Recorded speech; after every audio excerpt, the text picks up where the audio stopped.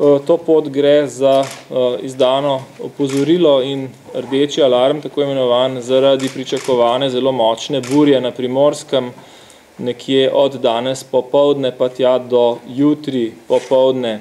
Na Ajdovskem in pa Vipavskem, kot je tudi bilo omenjeno, kjer bo tu dogajanje najbolj pestro, tudi že v občinskih strukturah razmišljajo o zaprtju nekaterih šol.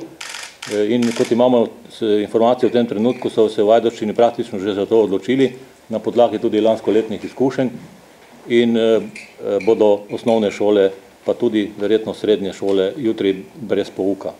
Najmočnejše sunke pričakujemo od danes pozno popoldan pa do jutri sredi dneva.